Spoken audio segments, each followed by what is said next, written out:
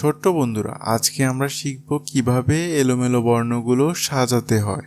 প্রথমে এলোমেলোভাবে দেওয়া আছে গ, ক, ঘ, খ, উ। এখন এগুলোকে সাজাতে হবে। প্রথমে আসবে ক, তারপর আসবে খ, তারপর আসবে গ, তারপর আসবে ঘ, তারপর আসবে উ। এখানে এলোমেলোভাবে দেওয়া আছে ছ, ঝ, চ, বর্গীয় জ, ইয়। এখন এগুলোকে সাজানো হবে। প্রথমে আসবে চ, তারপর আসবে ছ, তারপর আসবে বর্গীয় জ, তারপর ঝ, তারপর আসবে ইয়। এলোমেলোভাবে দেওয়া আছে মূর্ধন্য ড, ঠ, ট, ঢ। এখন এগুলোকে সাজাতে হবে। প্রথমে আসবে ট, তারপর আসবে ঠ, তারপর আসবে ড, তারপর আসবে ঢ, তারপর আসবে মূর্ধন্য। এখানে এলোমেলোভাবে দেওয়া আছে ধ, থ, দ, ত, দন্তন্য। এখন এগুলোকে সাজানো হবে। প্রথমে আসবে ত, তারপর আসবে থ, তারপর আসবে দ, তারপর ধ, তারপর আসবে দন্তন্য।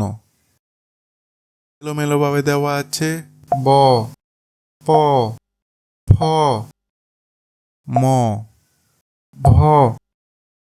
এখন এগুলোকে সাজাতে হবে। প্রথমে আসবে প, তারপর আসবে ফ, তারপর আসবে ব, তারপর আসবে ভ, তারপর আসবে ম। এখানে এলোমেলোভাবে দেওয়া আছে ল, তালবস্য, অন্তস্থ জ, মূর্ধন্য ষ, র। এখন এগুলোকে সাজানো হবে। প্রথমে আসবে অন্তস্থ জ, তারপর আসবে র, তারপর আসবে ল, তারপর তালবস্য, তারপর আসবে মূর্ধন্য ষ। এলোমেলোভাবে দেওয়া আছে ডয় শূন্য র, ঢয় শূন্য র, দন্তস্য, অন্তস্থ অ, হ। এখন এগুলোকে সাজাতে হবে।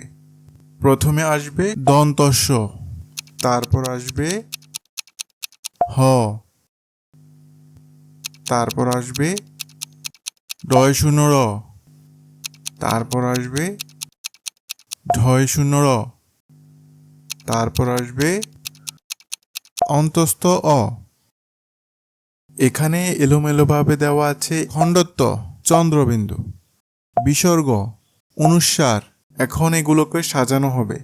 প্রথমে আসবে খণ্ডত্ব, তারপর আসবে অনুস্বার, তারপর আসবে বিসর্গ, তারপর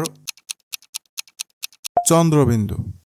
এভাবে বর্ণগুলোকে নিজের ইচ্ছে মতো এলোমেলো করে তারপর সাজিয়ে লেখো। বারবার প্র্যাকটিস করো। নিয়মিত শিক্ষামূলক ভিডিও পেতে আমাদের চ্যানেল অনলাইন শিক্ষা সাবস্ক্রাইব করো।